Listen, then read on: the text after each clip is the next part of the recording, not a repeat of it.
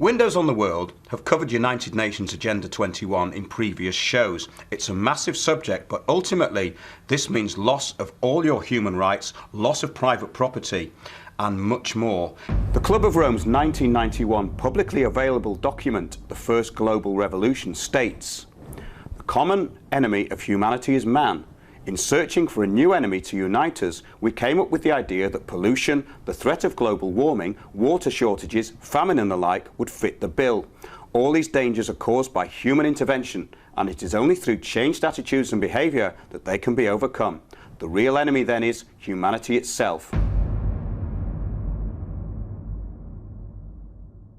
David Howard is an active blogger and researcher into UN Agenda 21, which is being implemented through your local authority. David has been researching this for many years. We interviewed David Howard at his home. David Howard, welcome to Windows on the World. Thank you. Could you just tell us a bit about your background and what got you into this subject we're going to talk about today? Studying wise, I did law, so I have this legal approach to everything where you've got both sides, you put both sides together just like the jury, prosecution and the defence, you put it together and guilty beyond reasonable doubt or not. I mean, I was just interested in global warming because it was something different. In the 90s there was no political side to it, no laws, nothing like that. It was just an interesting theory that the sea levels would rise, temperature would rise, no, bit of excitement.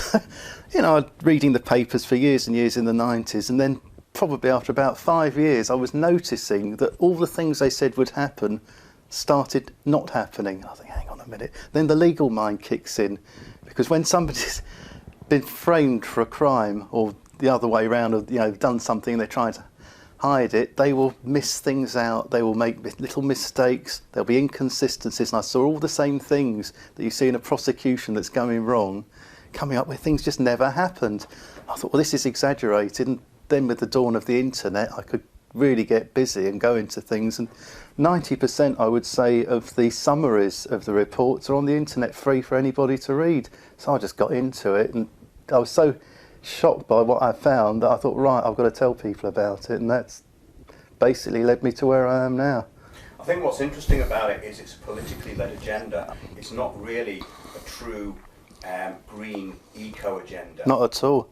What it's actually doing is it's taking away resources from the genuine green stuff. So you've got, well, malaria, you've got water in the African subcontinent, Indian subcontinent, sewage, all those things which are desperately needed to do, and all this is taking money away from them, people are actually dying. And you've got biofuel clearances in South America and Africa, where Greenpeace and the WWF, among others, are organising clearing of food to burn it for fuel, so that we can put stuff in our car that doesn't even work properly and costs more and isn't sustainable, because you can't grow enough wood and you can't grow enough biofuel if you're going to use it instead of fossil fuel. It's just not possible. You can't provide enough. So it's those sort of things, these inconsistencies. And also, if you put up energy prices, who suffers the most? The poor people. Everybody pays the same for their gas, for their electricity, but a proportion of your income, it's going to hit the poor the most. So who's going to die the first? The poor people. We're going to get onto this a bit later about what the wider agenda of it all really is, but it actually started out really in the early to mid 70s. It started to really get going. Can you give us a bit of your research about the 70s? Well, what happened was in 1974 we had the Endangered Environment Conference. Margaret Mead, Stephen Schneider, David Suzuki, some of the real founders of the current green movement. David Suzuki Foundation is one of the only ones that's still going, because of course being 1974 most of them are dead now, but I mean Stephen Schneider was one of the huge people who started off the IPCC himself, And he was the one that came out with quotes about exaggeration, and you have to put out scary scenarios, otherwise people won't take any notice. And they sit there quoting, I mean, I've got a quote, I can give you the exact quote if you want, I've got it written down here, or you can put it in later, where Margaret Mead said that we have to offer up plausible scenarios that people will believe, that aren't genuine, but it's the only means to an end to get the sort of environment we want. Now, this was in 1974. Bear in mind, global warming, I think it came about 1988, when Al Gore stood up in Congress and said, we want lots of money and we want lots of action, and you've got to stop this because the sky's going to fall, or whatever he did say. And they fell for it. Margaret Thatcher fell for it. We got the Climate Change Act later on by Tony Blair. It was all done by basically one person standing up who wasn't even a scientist, saying this is what the scientists are saying, and we've been stuck with it ever since. So what we're talking about here is extremists. We're talking about not the mainstream, but the hardcore extremists behind it. And they have a view, the Earth has a cancer, the cancer is mankind. Now, if you start off with the view that mankind is a cancer on the Earth, and they've got the view that the planet is Gaia, it's sacred, you know, George Monbiot and Greenpeace originals, all that, see it as a pseudo-religious type of thing. And mankind, and there's something called managed depopulation, which is part of Agenda 21, and the Eugenics Conferences, for example, said something about, oh no, if you genuinely believe that education and contraception is enough to reduce the population, you should think again. We have to do something about it now. There's no other explanation for that except genocide. So they've got a really serious, nasty agenda. And once you realise that's going on, and they're using these seemingly innocent terms, sustainable development. Sustainable development means depopulation, managed depopulation, reducing the population, as far as they are concerned, by 80%, and it's all on record. No conspiracy theory, it's a conspiracy. We don't do conspiracy theories on that show. I know. Indeed, these are actual confessions, government documents and UN documents. Exactly. You can search on the internet if you can be bothered. Now, what's very interesting about this, if you talk to your local authority about Agenda 21, they won't know what you're talking about, the employees there generally. No. But if you mention sustainable development, they all know about exactly. that. That's where it's from. Every single increment that we're getting with this 20 mile per hour zones, yeah. They're making it harder and harder for people to own cars. They're building high density housing, which is partly owned, so they're getting rid of property ownership, which is another thing with Agenda 21 we'll come back to later. But we know this is a big global worldwide agenda, and it's being executed by the United Nations, and it's going through every local authority in the country. Now, let's just go back to where it all started. If we've had a little recap from the 1970s, but if we can take it forward a bit, we get to a document called Our Common Future. Were you aware of that document? I'm aware of it. I haven't read it in detail. Yeah. I've got the Club of Rome documents from 1991, which are based on that, and they're pretty much the same. It's all the same people. You've got the Rockefeller Foundation, and you've got the Club of Rome, and you've got your people, you've got the Suzuki Foundation. David Suzuki is the only one that is left now from the original bunch. And they've all got the same groups of, you know, however many people joining each other one, and they're all part of the same system. So whichever way you look at it, they're all variations on a theme, and it's just a matter of how much they've published and how much you've got interviews and you've got records, but you put it all together as a jigsaw and it all fits perfectly. It does indeed. If we can now go into the Rio Earth Summit of 1992, when Maurice Strong got out on the stage and he made this sweeping statement, which has actually really become the banner for Agenda 21 in a lot of ways. I've read enough of his quotes to know that he is what you would call an extremist. And the thing is that until this happened, the severe green agenda was a fringe thing which everyone laughed at, said this will never happen. It was like the equivalent of the extreme National Front on the right. This was the left. It was the green agenda. It was, oh God, that'll never happen. And suddenly, Hegelian dialectic problem reaction solution, you have an invented problem, which they have said 4 or 5 times just in the quotes that I've selected here, and they're all on my website. If anyone wants to look, I'll give that to you later. I've collected it all there, so it's all sourced, it's all linked, and it's all originally published. They're not, a lot of them aren't even second-hand, they are from their own documents. So he has said that we want this to happen, and it's now serious, world policy, because the Agenda 21 is accepted by over 200 countries. ICLEI puts it into our local councils. They don't realise what they're doing. They send out these leaflets saying, oh yeah, we're greener than the next council. What are they doing? They're not collecting the rubbish. We're getting cholera. You know, we've got rats tearing around the rubbish, the bags of the rubbish, because they left every 2 weeks and now they want to do it every 4 weeks. And Eric Pickles, who is a minister, the minister for whatever it is, local government, can't do anything about it. Now, what state have we got when our own Minister of the Environment isn't able to organise the collection of the bins? He couldn't even bribe them to do it. You know, that's mafia government. That's not democracy. Well, it shows that they're being dictated to by somebody else. Exactly. In other words, there's no evidence that David Cameron and Nick Clegg run the country. I've never seen any evidence of that. If anyone could show me any evidence, I'd be really pleased to look at it. But I've never seen any evidence that they have any influence on what's happening in this country whatsoever. Well, the thing is about the renewables, I mean, they are an absolute travesty. We have got, I mean, I did EU law in my degree in 1982. Now, 1982 is very relevant because it was before Maastricht and before Lisbon. And what happened was that there were certain laws which couldn't be done. You couldn't have criminal law by the EU. There were directives. It was all optional. It was all very much about trade and, you know, we recommend this. Now you've got a situation where we have signed up to two climate things. We've got the EU decarbonisation, and then we've got our own climate act, which is the toughest in the whole world.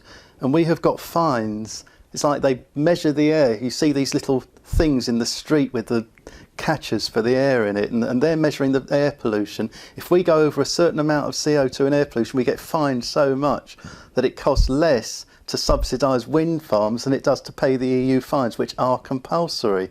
So we can't win whatever we do. And they're all fighting to get even more of it. We've got people lobbying. I mean, can you imagine a situation ever before where people would stand in the street and fight to get higher taxes? It's never happened before. Yet the Green lobby are standing in the street demonstrating, saying, we want bigger carbon taxes. They'll all be dead. You know, we're going to have power. The Stern report, you got the thing you were talking about. The Stern report was the British version of it. If you read that, there is a sentence where he basically says there are going to be power cuts as a result of this. Why would any government wish power cuts on the people? What have we done to deserve it? They are working for us. We're the citizens. We pay their wages. We are taxed. They're doing all this with our money, not their money. Nobody said, all right, it's your money. If you really want to screw the country, do it, but not with our money. So if people think they're our friends, they're not our friends. They are taking our money. And as you say, the EU is making the rules, not David Cameron or Nick Clegg. They're just doing as they're told. And good old Nigel Farage, he's the only one that, you know, this isn't a party political broadcast, but just using their own rules and their own policy, he's the only person that can get us out of it. Because for whoever else you vote for, they're all three heads of the same body, and there's nothing you can do, which is what I said, bringing it back to Maurice Strong, David Suzuki and all the others. They are all working for Rockefeller, George Soros. George Soros owns something like 3 different climate PR companies, MoveOn.org, those sort of things. They've all been traced to him. And they spend their whole time on the internet sending out trolls, jumping on anybody that dares to deny climate change. And they're working 24/7. We've caught them at it sometimes. You set little traps for them in discussions, and you'll get these same people coming along the whole time. And you know, they are being paid to do it. Why would you pay people to suppress information if they didn't have something to hide? Well, I think, David, with your law background, you probably agree that these people are breaking the law and they are acting like criminals, because basically what they're doing is breaking international law and they're infringing our human rights. So like the Human Rights Act, really, it doesn't protect us in a lot of ways, but they're taking away our basic rights here. Oh, yeah. Our basic rights is to be able to live peacefully without breaching the peace and have our own beliefs. And the education system that they promoted is complete and utter state brainwashing, and especially on the side of the green agenda, it's very cleverly done. We're going to talk later about how these IPCC documents have become publicly laughable. But just to wrap up, what would you say for this section? Well, basically, you've got brainwashing. It's more about control and the removal of democracy, because if you look at the Soviet Union, the first thing they did was to get rid of travel rights. It was very difficult to get from A to B. You had to get permits and everything. Now, what you were saying about 20-mile-an-hour limits and building houses without car parks and that sort of thing, they're stopping people from getting around London. I had a neighbour, for example, just a really good example of how you're breaking up families. His mother lived within the congestion charge. The congestion charge was £10 a day. He couldn't put his children with his mother during the school holidays because he couldn't afford to get there every day by car to drop them off before work. It's breaking up families. You've got people who are being told that their carbon footprint should be reduced by their own 10-year-old children who were put on the school curriculum. You have to teach about global warming in the school curriculum. I heard on LBC, it might be anecdotal, but this teacher said he got sacked because he was a geography teacher and he gave a balanced view on the actual, two sides of global warming. God forbid two sides of global warming. You know, the science is settled, but it wasn't settled. He got the sack because somebody reported him for giving the two sides. So this basically, it's, I don't know about criminal, but it's totalitarian, and it's the government doing the opposite of what they're there to do, because they are there to provide cheap power, available power, and they're not doing it. They're removing it from us, and it's just like taking away a drip from a patient in a hospital.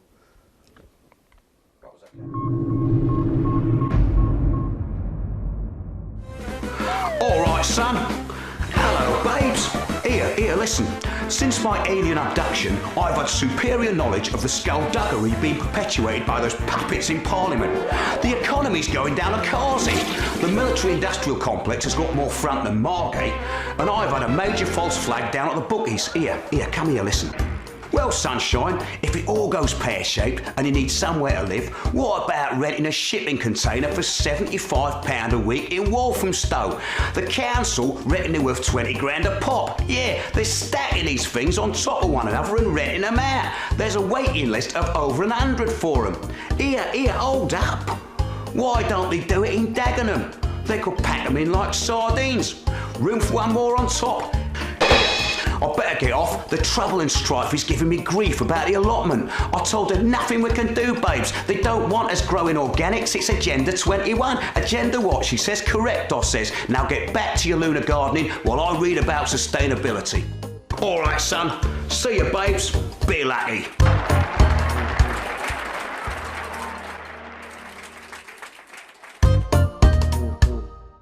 So eventually, I was on tour again at the time. We finished the tour. They took me to court on May the 25th, and I was just ready to go to Spain. You know, I thought they'd take me and fine me. And he says, well, I dressed up a little bit as the woman of justice. You know, I had a little crown and scales of justice and a sword. Yeah. And a little Roman thing on I had. Yeah. So I walked in the court like this. And the judge wasn't too keen. But there's nothing to say what you can wear in court. You can wear what you like.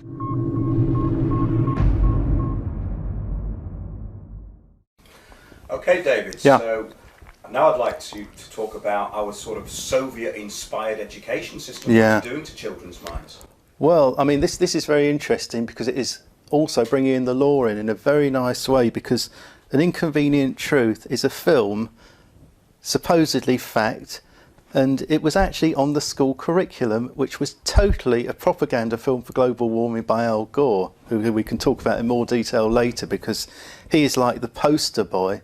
And the great thing is that with science we have this dichotomy where every time somebody who is what you would call a climatologist, which is another thing I can go into because it didn't really exist until the 80s or 90s, it was a meteorologist. Nobody was really concerned about long-term climate because it was all theory.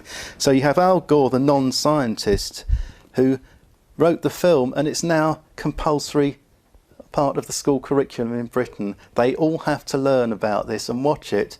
So one of the teachers said, well, there are errors in this. I'm a science teacher. This is wrong. That's wrong. They took it to court and said that what we want to do is we want to have two sides to this, not one side to this, because there are other sides. And they went through all the claims that Al Gore made, took it to court, and this is a leading case. It's a precedent. It wasn't a criminal case. It was a civil case, but it's still just as important. They found something like 15 material errors, which, you know, another word for lies, basically. It's not Parliament, so you can call people liars. Material errors. The judge actually said in his judgment, we didn't find only 15, we just stopped at 15 because there were so many. And the judgment said that we have to give both sides of this argument. If you're going to put this in the curriculum, we have to have both sides, and there are loads of errors and you've got to correct them. Now, if that's the foundation of the majority of the world's knowledge about global warming, is this verkackte film, as Max Kaiser says. Edward Bernays, who created propaganda in America, which is now nicely called public relations, but the Germans, Goebbels, created it, and so did the Russians create propaganda, and this was used as a way of programming the masses to go along with any old rubbish that the government would be putting on them, so they thought it was for their own benefit. And divide and rule, what you're doing is you're creating things like racism and sexism and all these other things to put different races against each other, different man and woman, just basically to get society split in so many different ways they can't work together and fight the real enemy, who are the government and the Rockefeller Foundation, who David Rockefeller admitted quite openly, if you think that we are here to spoil the American way of life and to change things for our own benefit, then you're absolutely right and it's a good thing, and basically two fingers up at you. You know, the quote is there. You know, I paraphrased it, but that's basically what he was saying. Two fingers up at you, we're the bosses, we can do what we like, and we know that there's only going to be a small amount of intelligent people in the world who are clever enough to see through it, and they won't be enough to stop us because we've got what we call the useful idiots working for us.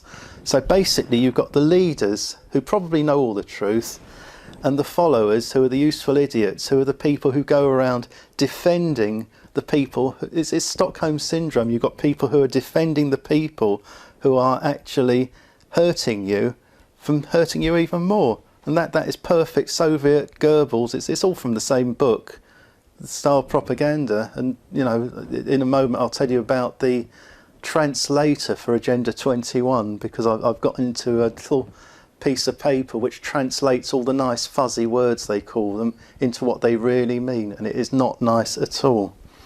It absolutely isn't, but just before we do that, here's a quote from IPCC author Murari Lal, who reported that Himalayan glaciers would melt by 2035. He later admitted that it was included to put pressure on world leaders, so he just lied openly. This is really what they're doing. It's called consensus, and it's consensus-led political agenda, which means that there's an agenda which everybody must agree on. I have a list of 100 scientists, nearly all of them PhD scientists, who have produced papers against global warming. You know, what do they count for? It doesn't work by consensus, it works by evidence, just like a legal case, but more so. And if you haven't got the evidence, just because everyone agrees, doesn't mean it's right. And the whole point was this 97% thing. It was a single study by Skeptical Science, who are in Australia. John Cook, he's a graduate of Queensland University. I think he's got a BSc. He's not even a climatologist. He is now funded by the Department of Environment for Queensland University.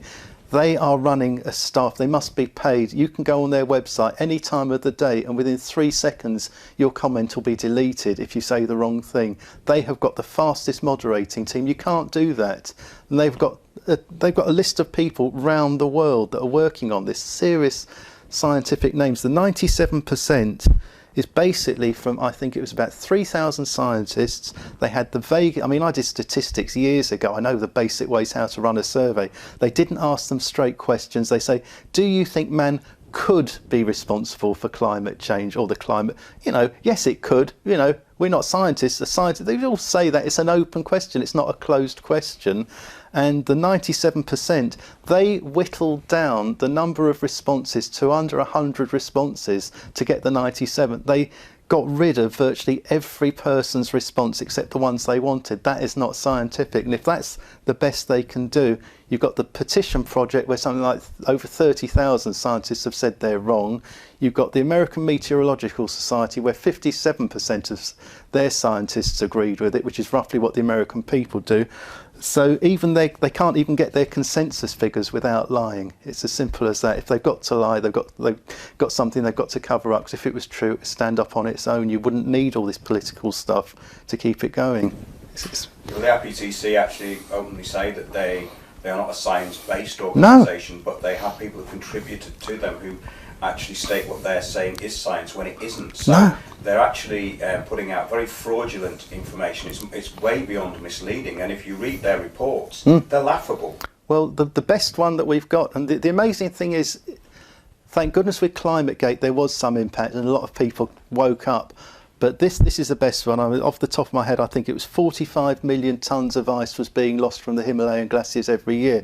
Now, if you take yourself as a reporter, as a journalist, and you start writing these things in the newspaper as if they're facts, you know how you sometimes get these tiny corrections at the back of the paper, and all this Leveson stuff is trying to get the corrections as big as the report themselves.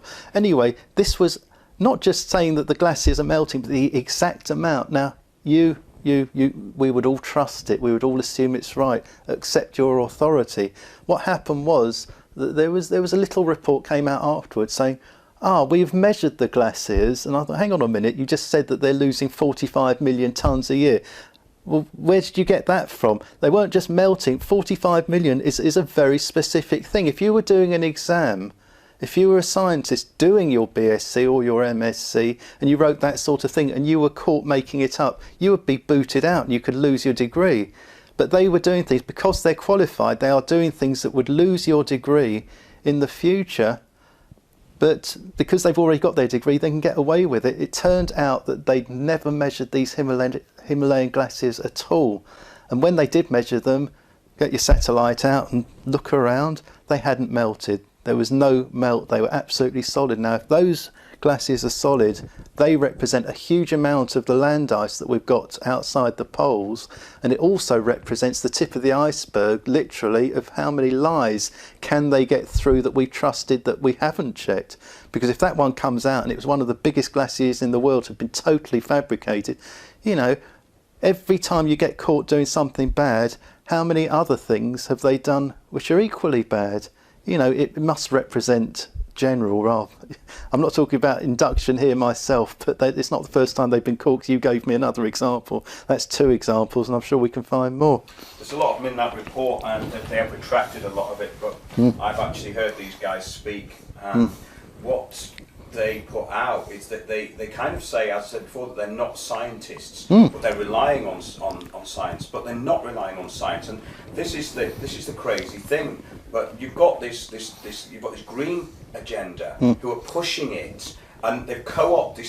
It's very cleverly done as a divide and rule tactic, on the back of, don't you want to save the planet? Well, yes, but this is actually about wiping out the planet's population and control of all its resources. That's right.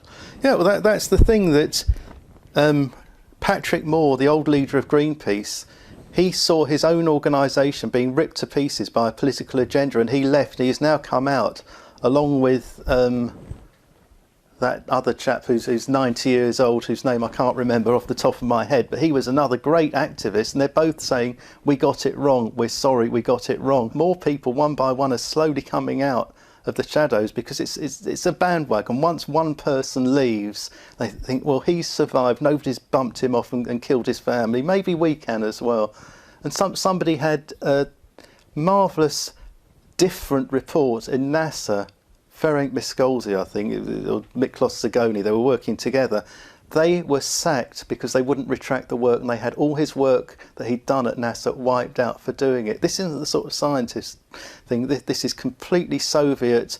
The BBC had a meeting a few years ago where they said the science is settled. We shouldn't have anybody on the other side now because it's not a debate. It's a done deal. Yet all the time in science we've got new data coming out. It takes 10, 20, 30, 40, 50 years to get a decent trend in the climate. How are they saying that 90% of these scenarios they said are going to happen haven't even happened yet, and most of them won't happen till after we're dead? That's not science, that is purely scaring the people for a political agenda. And when people realise they're doing it, they don't need to listen to me. I'm not a scientist either. All I am doing is looking at very simple, what you call in accounting, bottom lines. And if those bottom lines don't balance, you just need to be able to do basic arithmetic. They do not balance. Look it up yourself. And I've got 2 websites where I've been documenting this stuff for 10 years and collecting it, so I'll give you those afterwards if you need them.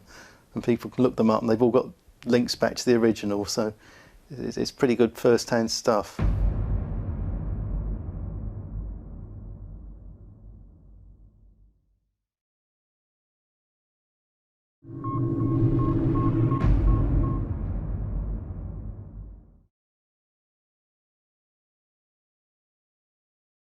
The United Nations are putting change agents or facilitators into local communities. Are they changing local communities for the better? We're joined by Tim Rogers tonight on Windows on the World to explain how he feels this has affected his community. Well, if you were trying to tell people what to look out for with this communitarian agenda, in other words, of facilitators coming in, taking over, holding consensus meetings, and pushing through things that aren't necessarily in the local interest as per Agenda 21, and basically the depopulation of rural areas, which is all in the Agenda 21 documents, and this is actual fact. Anybody can look that up. If you were going to warn people about what to look out for with this consensus type big society agenda, what would you tell them?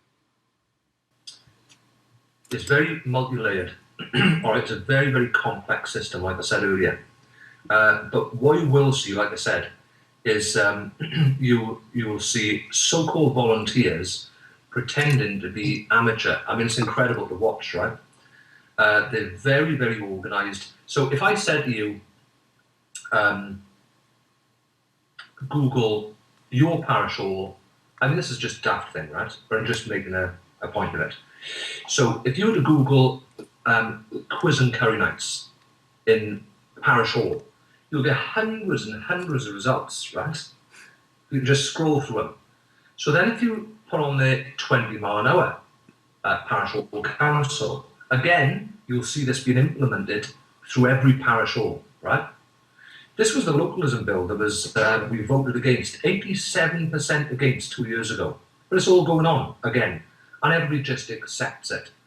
So what I would say as well, if you Google on a wider scale, look for social entrepreneur.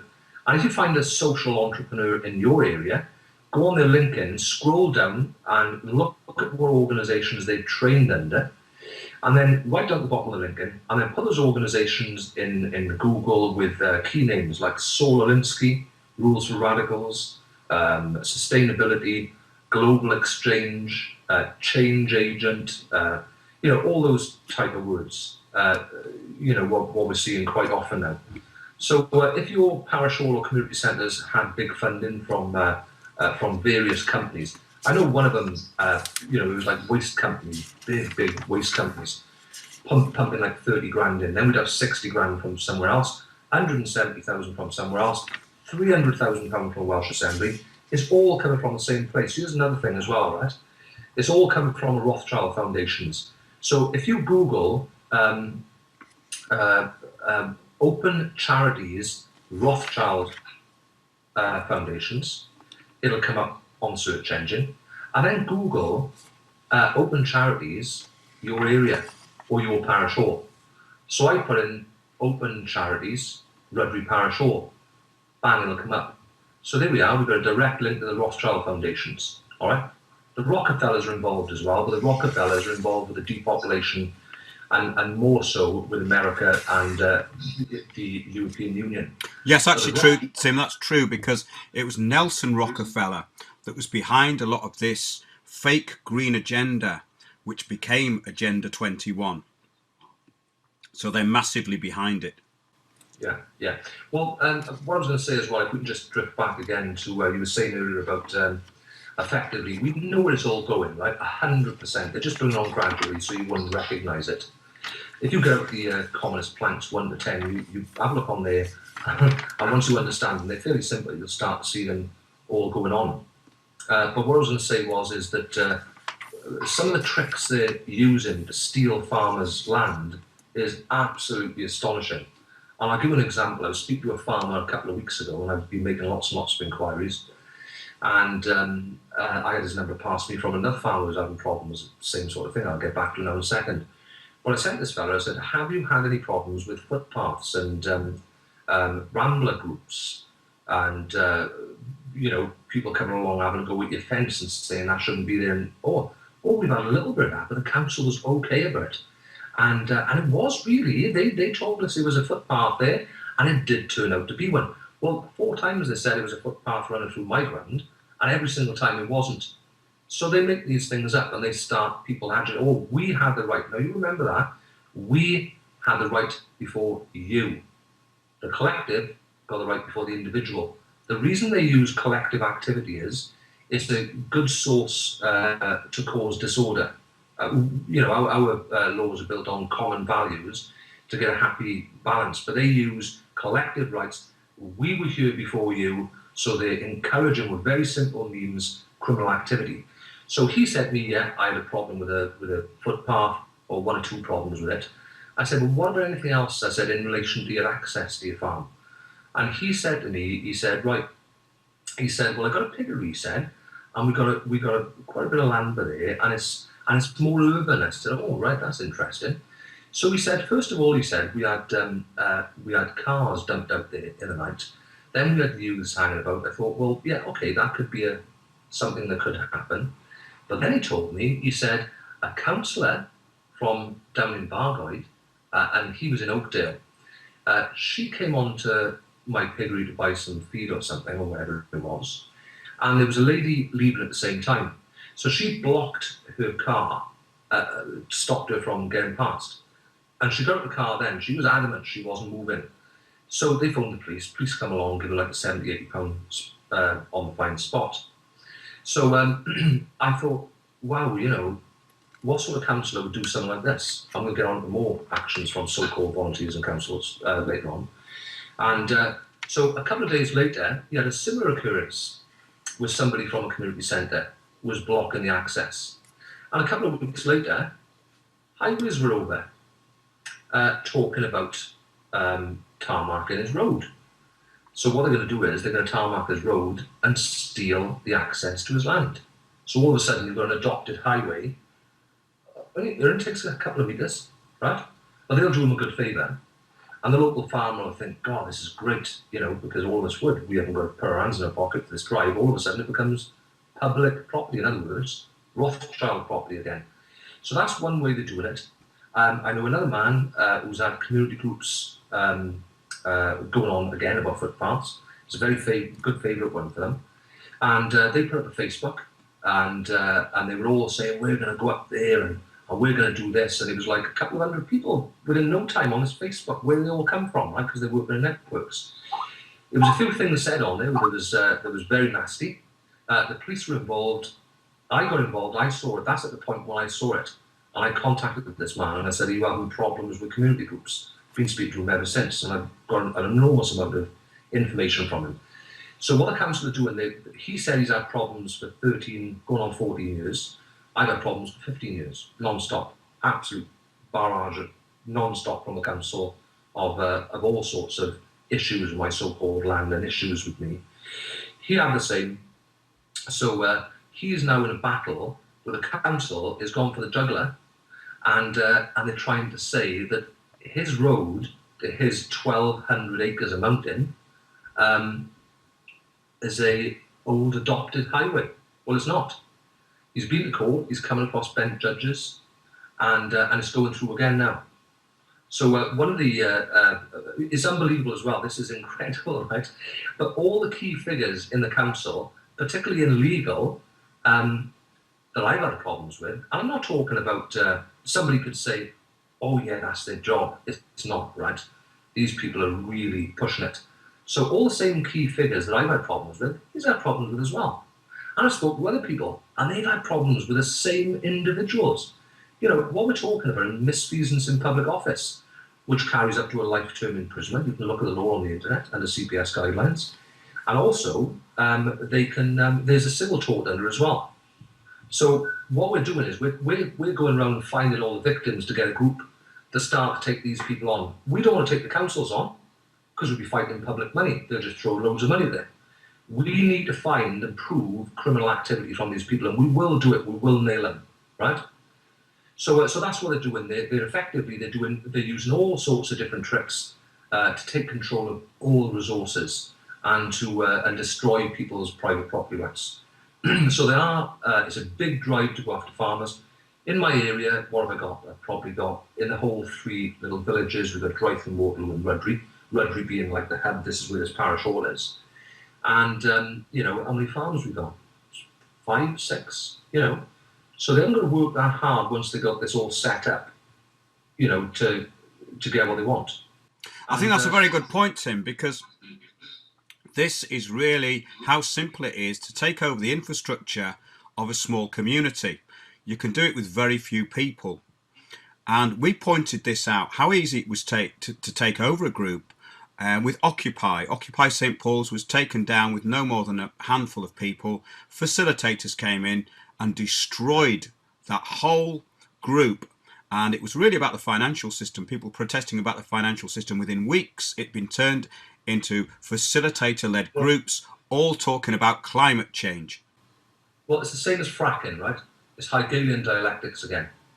So people think primarily it's being used to extract natural gas, but it's not. And if you do a couple of searches, what you'll find is George Soros is behind that. He's behind the communitarian networks. He's the front man for the Rothschilds, another front man. And so he will actually bust the crowds into the fracking, right?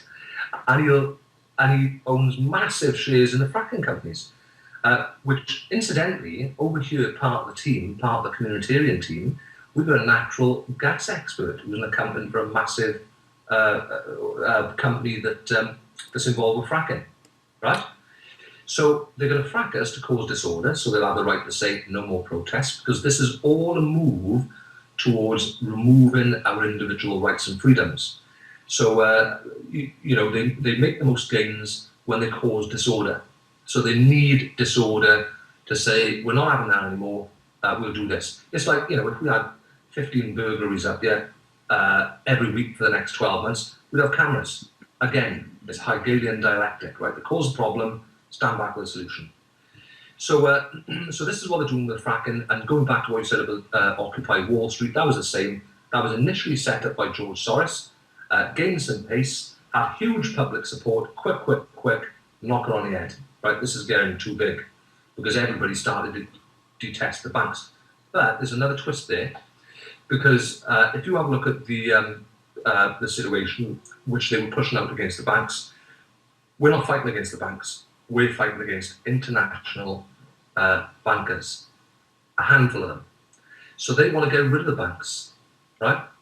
And they want to introduce a digitalized currency. In all the communities as well, I said everything's the same. So when I've looked at this like core and engine, if you wish, in my community with the different facilitators and different experts, it must be costing fortunes. We've got somebody to coordinate every skill, Mark, all of it. All right. Well, it's interesting, Tim, because I think this is if people don't think this is a national thing, this is from the Regenerate Community Trust, which is all part of this, along with Unlimited and Locality. And there was 10,000 facilitators have already been trained.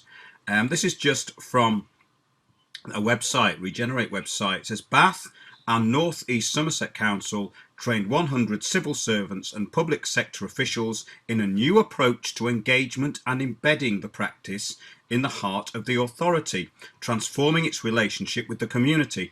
Now, this is the kind of nonsensical speak that we get. It's all about implementing change, and they never tell you what that change is. No, that's absolutely right. If everything was above board, we'd all know about it, wouldn't we? It wouldn't be documents out there from the Third Sector Research Centre saying surviving below the radar community groups, in local communities. So yeah, it's all hidden from us. and you'll only see it when it starts to hurt you. But as well as that, this is being wrapped up in a way so you'll gradually accept it. And like I said earlier, whatever's going on in my community is going on in 142 other community first areas in Wales, and there's over 10,000 of these being set up in the UK. Now, they haven't completely consolidated their power, right? In respect of they haven't got everything sewn up. If I was looking at this as a traditional warfare, anybody can understand that, right? What you do, you get an invading army, bang, they're on the soil, right? It's a problem. And the first thing they're going to go for is the leaders, right? So they'll take up the leaders like they did in Poland, like they've done, in all sorts of other war scenarios, country to country. We don't see that anymore. Modern warfare is psychological warfare. Well, another thing, Tim, just before we go to the break, is that they have to take out the people who can see what this agenda is. And you're going to tell us a bit about your experience when you started to see through the agenda. We'll be back in a couple of minutes.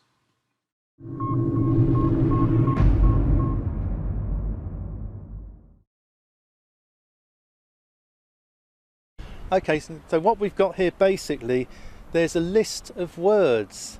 Now there's two lists of words. I'll give you the plus words first so that we know what it's about. Warm and fuzzy. Use words which don't mean very much. Neologisms, carbon footprint, sustainable, green, smart energy. What you have to do is, it's like Chinese or French, you need to get all the words that they use in Agenda 21 for sustainable development. See, firstly, that there is a document which tells them to use these words, which 90% of them don't have a meaning, and convert them to what they really mean, which is about controlling us and reducing our rights. Could you just tell us which document that is, David? It's a PR document. I've got it on the internet. It's on understandingfraud.blogspot.co.uk. I've got all my stuff there, so that's the quickest way to do it. So if you look there, and it all links back to the originals, it's something that the UN are using. It's basically what they train the people who are promoting Agenda 21 to use. So it's like you're doing hypnosis, because you were talking about NLP with me earlier, which I've studied as well. And the thing is that you've got a way of creating an illusion. Now, the greatest example of how this works was by Penn and Teller, who are some of the best magicians in the world, and they are great libertarians, and they did a video on YouTube about how the global warming thing uses smoke and mirrors and misdirection. It's all misdirection. They've got a list of buzzwords that you must use, which if you boil them down, they mean nothing. Now, I'll give you an example. Wood chips. Drax power station, not the nuclear one, but the coal power station, is a lovely, powerful, it produces gigawatts of power. They have banned it under EU regulations, and they're using biofuel, which is called wood chips.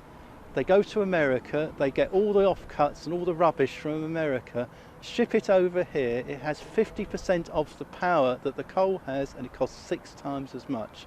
That is an example of what our governments are doing to us, and they are telling you it's good. How can that be good?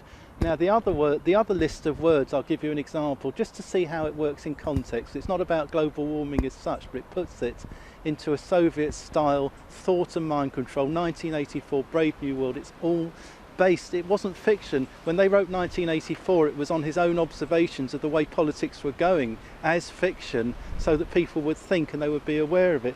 The social workers have got a list of words like backward or retarded. They are not allowed to use. They will get the sack if they use that. And it's going through all the councils. Different councils have got words they can't use. It's all about controlling the mind and controlling the thoughts, and basically shutting off people's own ability to think for themselves. Welcome back to part 3 of this fascinating show. When this type of thing goes on, and you said, so rightly said, it sounds paranoid. Well, I've got over 600 documents there, public documents, with all these people's names, all the same people rotating their activities for 15 years against me. But if it goes into court, they'll end up going to prison, Mark. There's no doubt. I got recordings, I got photographs. I've been on this now 2 years, photographing every single time I've had the stalking. I mean, some of the pictures, you look at them and you go, oh my God, it's absolutely cringeworthy, because it's so obvious what they're doing. And it's all the same group. So what I've done then, I've gone through all the council files, and I've found their letters, and matched them up with their photographs where they've been stalking me back and forth my property. So, you know, if it goes to court at this point, they're in a lot of trouble.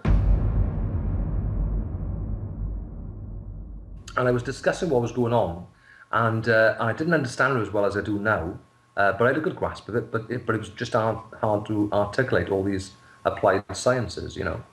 And I went on there, and one of the men the man who was stalking me, the change agent at that time, a week later he went and hung himself. I didn't talk about him, but I showed all sorts of activities he's been involved with and all the organisations he's part of. And he went and put a rope on his neck and killed himself. So his wife then, a couple of weeks later, didn't put her house up for sale. I mean, this evades most people's attention. Or a couple of months later, all of a sudden she disappears in the middle of the night. It's like in a film, you know, she just disappears, she's gone. Another change agent moves in, brand new 13-plate Discovery, parked on a drive, didn't see anybody for like a month, brand new car parked there for a month. All of a sudden she comes in and she got an old Volvo to fit in with a rural community, right?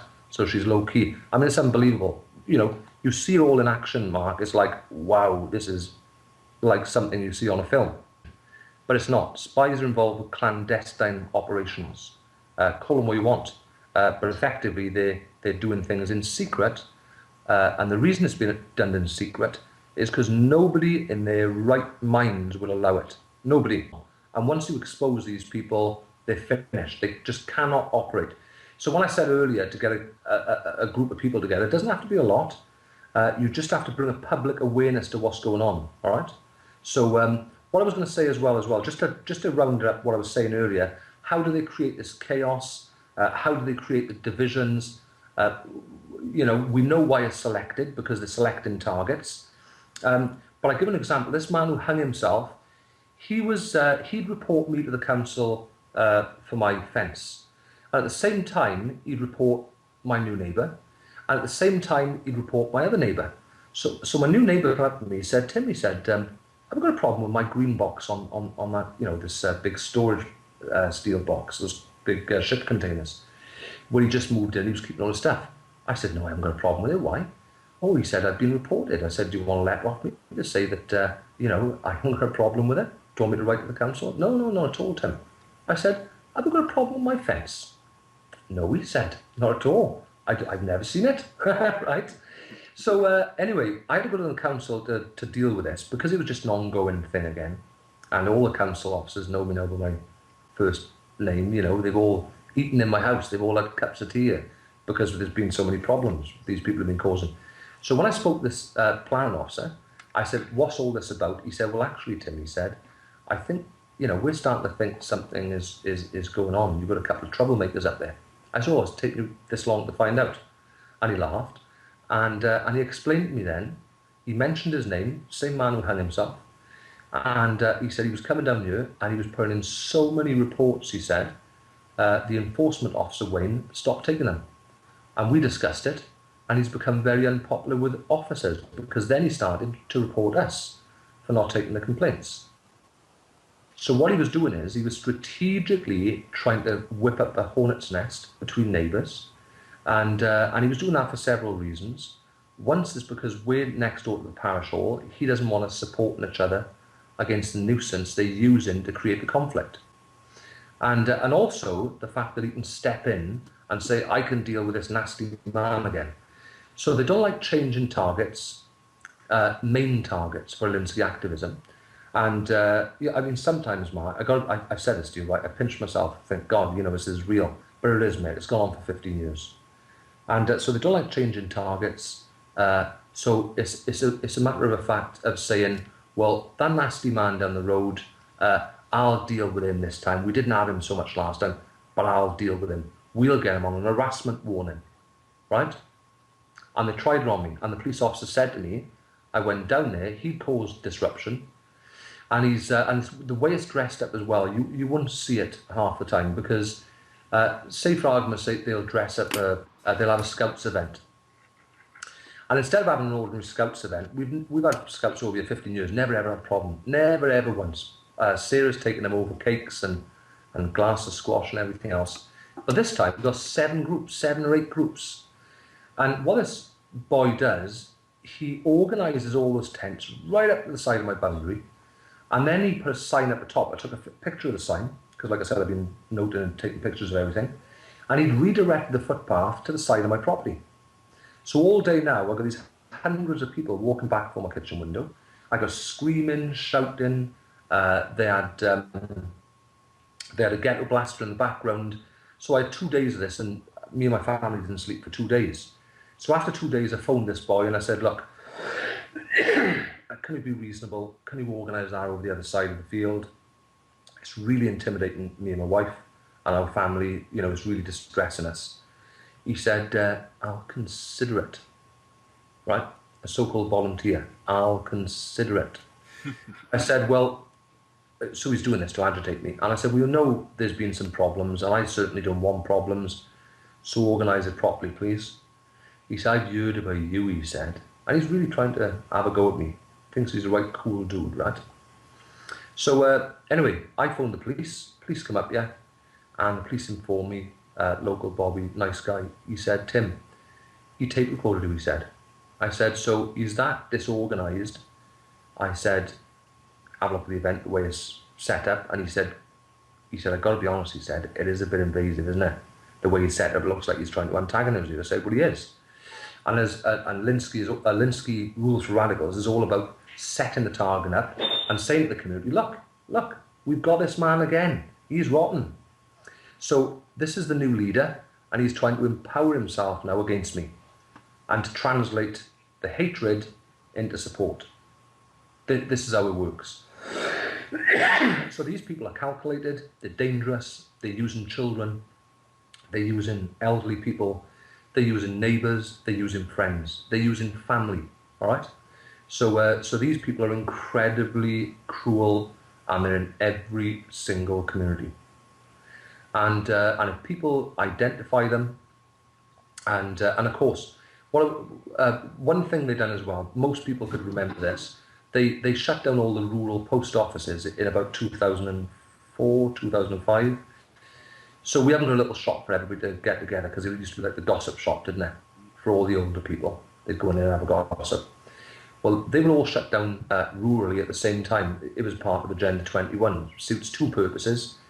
People are not gossiping anymore. They control the whole community. They even tried to get a lease on the pub, but thank God, we got a local boy. I've grown up with him, hell of a nice bloke. So he got the lease on the pub. He's running it well, and he's still got a lot of custom there. But one of these change agents tried to take a 21-year lease on that. So if they've got that, they control every single point of everybody conversing and gossiping. So it's divide and rule again. People are not saying to each other what's going on. I've been going around the community speaking to everybody over the last 12 months, and I was very, very disappointed to understand and see that it's such a fractionalised community. So I thought that everybody absolutely hated my guts up, yeah, because of what these people have been doing, the character assassination and everything else. But it wasn't the case. You know, we got a tiny group that's inflicted misery on a wider group, but then on the wider community, the community at large, they're not talking, they're not bothering with each other. Only little groups. But when I was growing up, everybody in the street knew each other.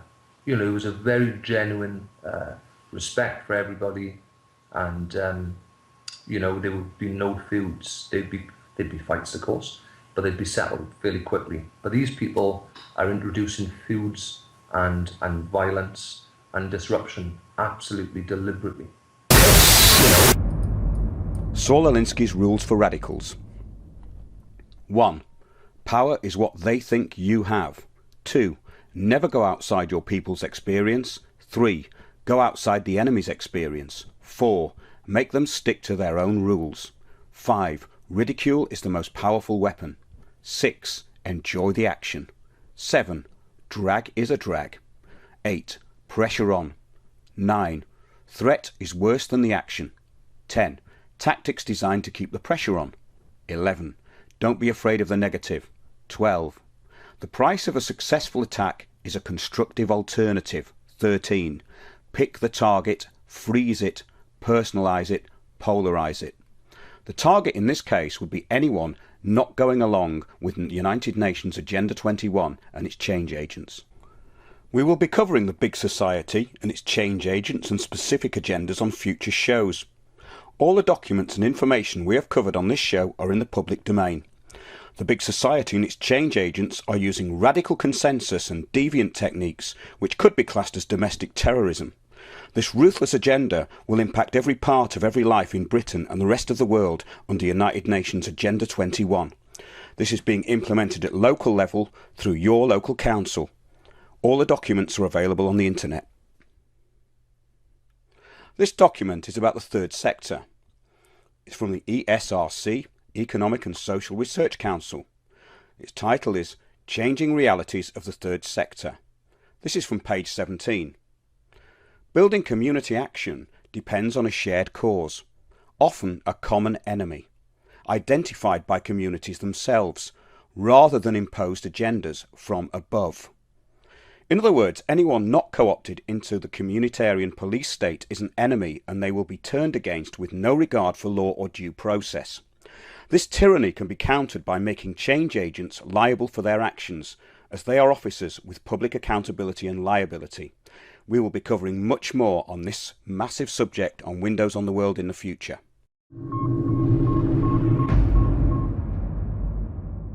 Thanks for watching Windows on the World. Remember, keep watching those watching us watching Windows on the World. We'll see you soon.